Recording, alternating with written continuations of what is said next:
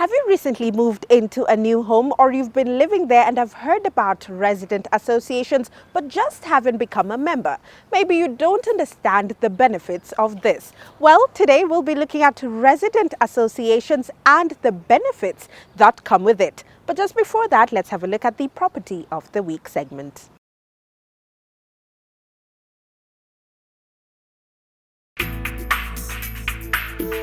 Located along Mbanya Drive in Rwaka stands Runda View, a 4-block apartment story comprising blocks A, B, C and D.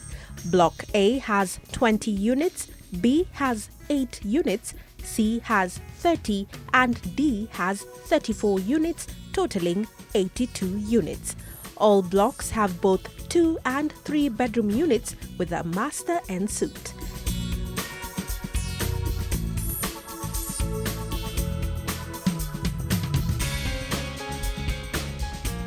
At the entrance are 2 separate doors. One opens up to the living room, the other opens up to the laundry area. Both are mahogany reinforced doors. The living room has bright walls, making the room look larger than it actually is.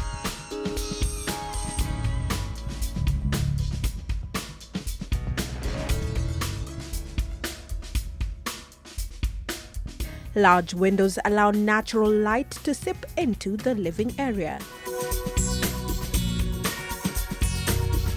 Wall bracket lighting are on separate walls in the living room, as well as numerous TV ports and sockets that adorn the walls. There is also provision for internet cabling.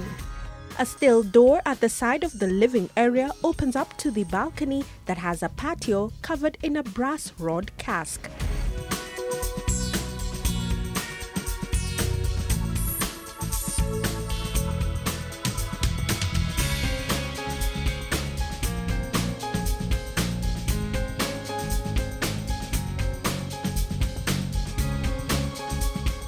The semi-open plan kitchen is at the corner of the living room and is laced with ceramic tiles on the floors, which contrast well with the wood laminate in the living room. It is graced with numerous soft-touch wood laminate cabinets and pull-out drawers for all your storage needs.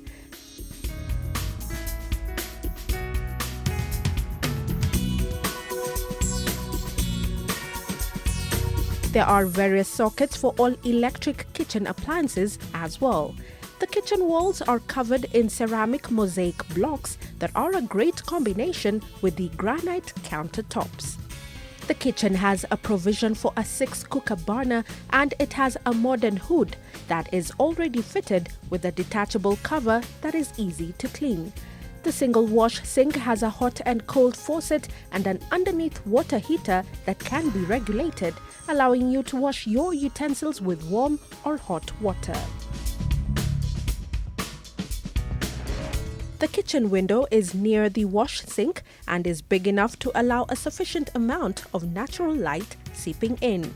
A fluorescent tube lighting is centered on the kitchen ceiling, lighting all areas of the kitchen. Residents here have hanging lines outside the apartment blocks, with each unit having its own drying area space. Down the hallway is the shared bathroom for the 2 spare rooms. It has ceramic tiles on both walls and floors and a pedestal sink that has a U-shaped mirror with a shaving light. The sink has a single faucet that has both hot and cold water. The bathroom has different ceramic tiles with chocolate brown tiles on the wash sink, contrasting well with the lighter color tiles. Still fixtures include towel rails and soap holders.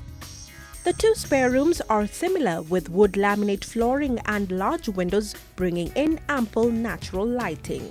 They have sliding doors on the MDF wardrobes with a different shade on the pull-out drawers. Blockboard shelving is added onto the overall space in the wardrobes, providing enough storage for all your needs. The master bedroom is en suite and bigger than the 2 other bedrooms.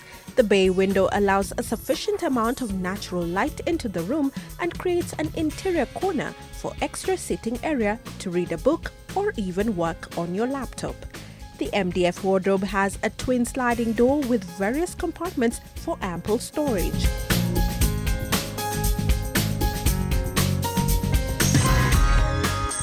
The bathroom is similar to the shared one. It, however, has different ceramic color tiles on the walls and floors. Still, fixtures are already in place.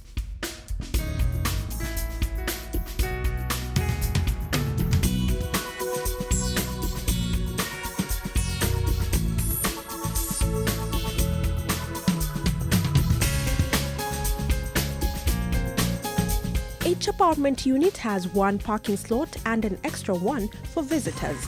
A laser electric perimeter fence is in place and security in the estate is provided for by Cobra Security. Electricity is prepaid and there is a transformer in case of a blackout.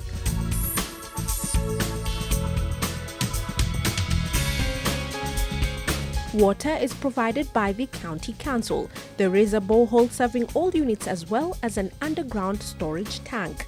Each unit has a 1,000-litre water tank. Shared amenities that residents enjoy include a swimming pool, children's playground and a clubhouse. Runda View has close proximity to the village market and Two Rivers Mall. The 3-bedroom units are on sale for 10.95 million, while the 2-bedroom unit has a price tag of 9.95 million.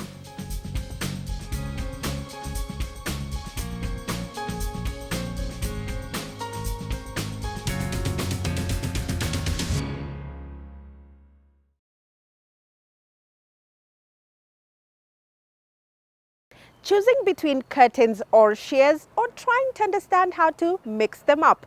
Well, in our Property Essential segment, we tell you all about curtains and shears. Curtains have been used for centuries for their luxurious looks and materials. Not only do they increase the aesthetic appeal of a room's interior, they also have a multitude of other benefits. They smarten and make the house more comfortable and friendly with enhanced privacy. The prime factors for decision-making while selecting curtains are durability and comfort. Sheer curtains, while newer, have taken the world by storm for their functionality and low price. They're made of lightweight, semi-transparent fabrics. You get into a house today and you realize they have very expensive and beautiful furniture.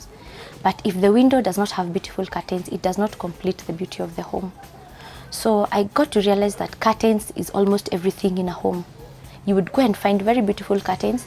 Even if the seats are not expensive, you'll get to notice how beautiful the windows look. Traditionally, most people have used sheer curtains as secondary window covers and curtains made of heavyweight fabric as the main window covers.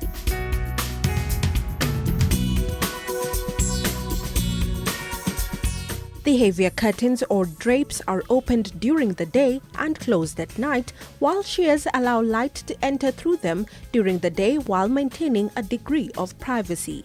But how do you select the best fabric for your window treatment? Sometimes the client prefers to bring the curtains themselves and we work with what they bring in. Sometimes the client comes and we sit down and agree on the color schemes. There are those who also come idealists totally. They just want the houses to look nice. So how to decorate, it also depends on the client. If they have any ideas, if they don't, we advise. You need to find a balance between the practical requirements of a room and matching the room's decor. There are people who don't mind bright colors. Like personally, I'm a bright color person. And there are people who are very reserved, who don't want shouting colors in their homes. And so sometimes I advise if your furniture is dull, then your curtains should go bright to bring in life into the house, and vice versa. Think sheer curtains and what comes to mind is a visual image of thin white transparent pieces of fabric that barely covers a window. Interestingly, sheer curtains can be used as primary window covers as well and have become quite popular as they are not only functional but aesthetic as well. Most people who want to do shears only are in their own compound. They're not afraid of like people passing by and all that. So you'll find most times people who are living in apartments and maybe flats would rather have curtains and shears. For bedrooms, curtain and shears for privacy purposes. But there are people who prefer just doing shears, playing around with shears, plain shears, different colors. You can have like an imprint shear inside and have plain shears to draw open. So it depends on client to client. Sometimes we also advise when they don't know what they should put into their windows. So, but I think now most people prefer shears. I think it's become now an in thing. Which would be the best way to hang window drapery? Cut-in boxes or cut-in rods? People who want to have the pelmets done on the boxes, and the people who just love the beauty of having the eyelet tips on the rods. Actually, most houses now, they are into doing cut-in rods. Because they've become trendy more than the boxes. In fact, I also get clients who want to change from curtain box to curtain rod. And they end up bringing maybe their old curtains. We change the normal curtain tape into an eyelet tip and put it into the rod. It's hard to miss a fabric shop in most Kenyan towns. Seek the advice of the shop attendants regarding the best material for the specific use in your home. Sometimes you can get into a store and get really nice fabric, and you can't even believe it's been found locally. You don't have to necessarily import fabric because we have plenty of good fabric here. And it is also important to promote who we have here. But what does it entail when it comes to care and maintenance of these draperies? Most people are preferring shears because they are very easy to wash. Shears, you just soak them like an hour or two and the dust is out. You don't have to vigorously wash them. You just knead them and like sun dry them. When they're actually wet, within an hour they're dry. So that is why even most people are preferring shears to curtains, because curtains you have to remove, you have to wash, they are heavy and all that. Pricing for window treatments completely varies based on the selection of product, but Lexi Interiors can tailor-make any package to suit both your functional and aesthetic requirements. For a standard one-bedroom house, it would cost between 20 and 25,000, depending on the size of window. Because we can't say that most windows are standard. They are not standard. So the cost would be between 20 and 25. So two-bedroom house would be between the 25 and 30, also depending on the size of the windows. Why not go one step further and add decorative tailor-made pieces like window scarves, swags or valances? These are forms of window treatments that cover the uppermost part of the window, and they can be used alone or paired with blinds or curtains. Many times they are installed over kitchen sinks or in other areas where floor space may be limited or blocked. However, these additions come at a considerable price difference from the traditional curtain panels.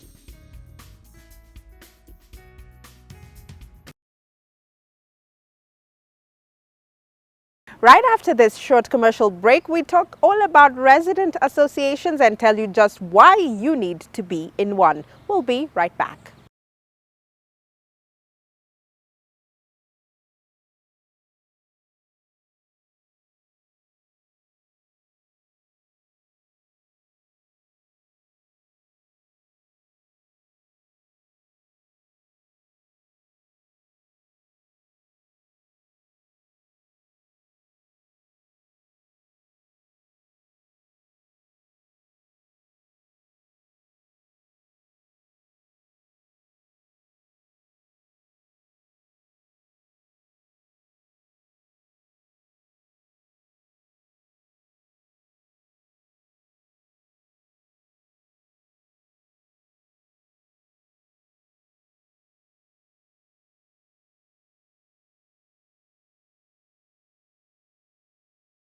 Hello and welcome back to the show. Now today we want to look at resident associations and just how you as a resident can play an integral part in this association. You could be a resident in a gated community, a neighborhood or even an estate, and we want to look at that. With us is Henry Ocheng. He is the CEO of the Kenya National Alliance of Resident Association. Thank you so much for joining us. We really appreciate.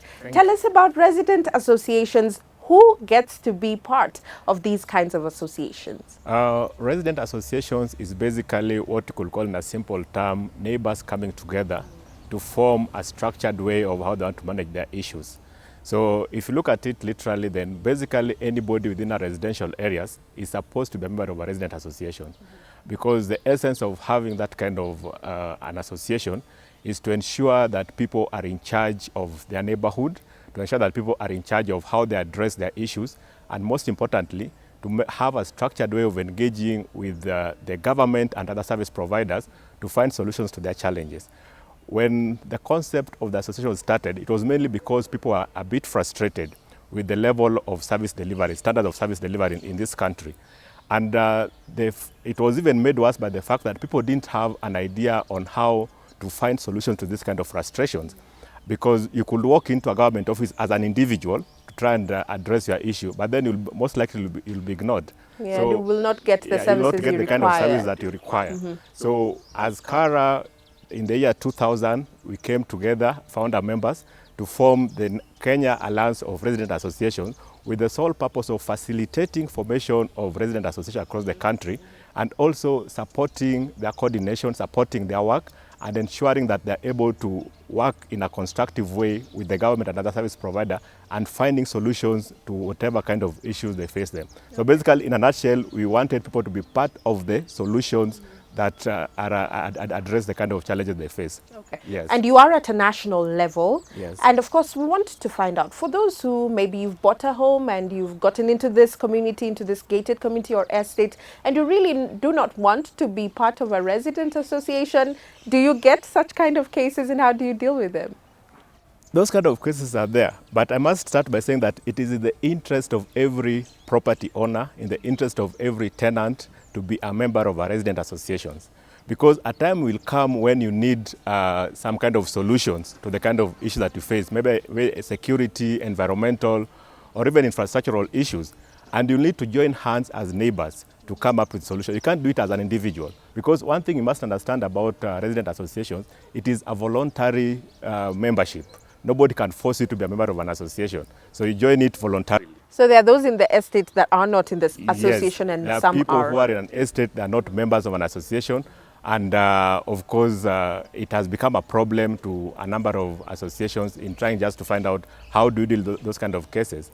But what we advise our members as Kara is to make sure that people understand the value of being a member at that particular level. Tell us about the specific requirements to be in a resident association. I know there's either a monthly subscription fee or an annual one. At the association level, it has to be a legal entity in the first place. So they must be registered by the Register of Societies that give the registration, and then they must be recognized by the government as having a certificate of registration.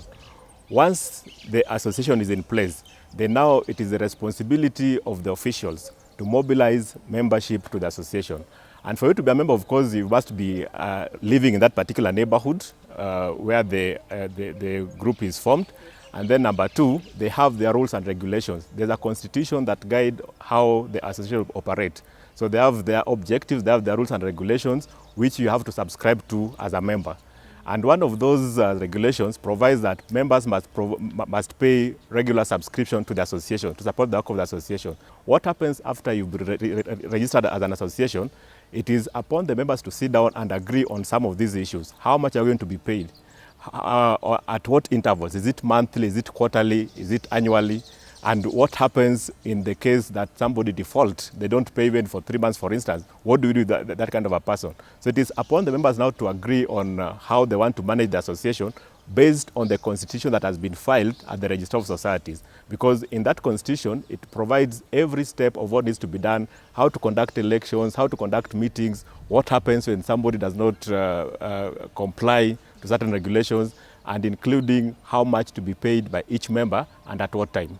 Yes. Let's come now back to recent times. In the month of August, there is the Neighborhood Associations Act that was taken into law by Dr. Evans Kidero. And in this act, every resident association is involved, and it will be in operation in November. Tell us about this act. What are the specific things that every resident should look out for in this act? This act came into being out of the realization by Kara that we need to start having some kind of legal framework of managing the issues of resident associations.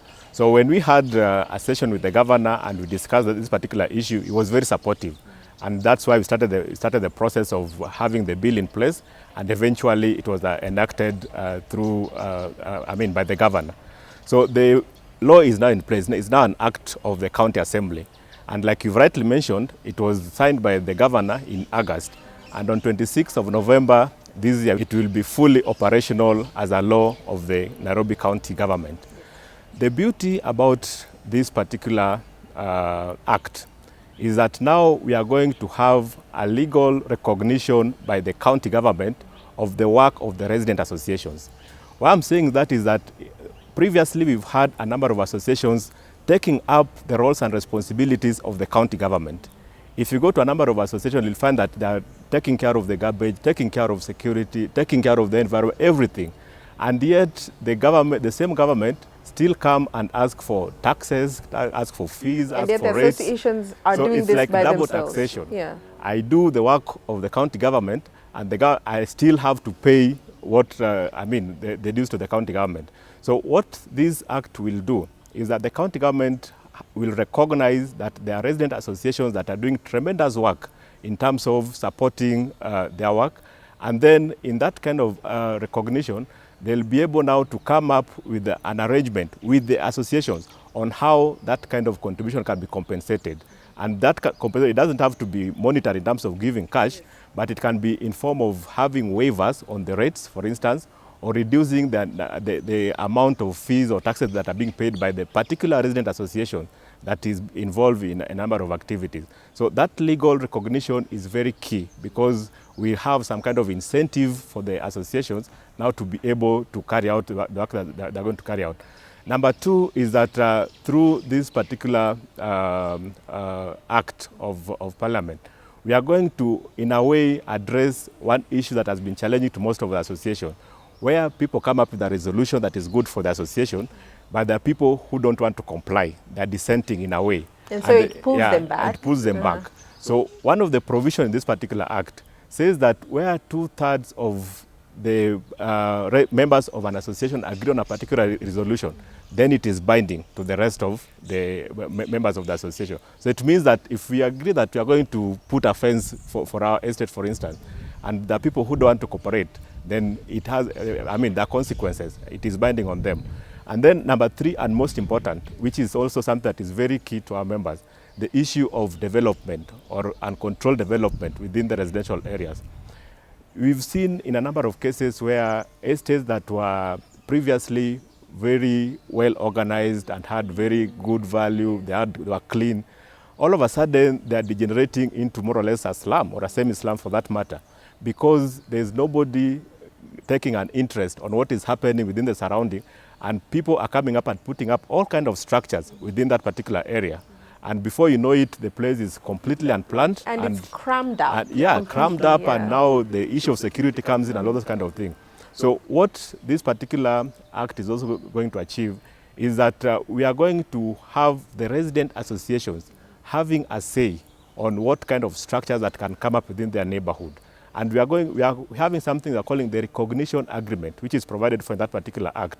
The recognition agreement will provide an arrangement between the resident associations and the county government to enable the associations to also give an approval to the kind of development that comes within their neighborhood, so that before any structure is put up within your neighborhood, besides the approval that is required from NEMA, from the county government and the other other agencies, we'll also expect that the resident association will be given an opportunity to say yes or no. And this will also cater for substandard buildings, if I'm not wrong, because these are developments that still come up in estates or neighborhoods, and it causes havoc when they come down. Actually, the issue of substandard building is also something that has really, of late, been coming up everywhere.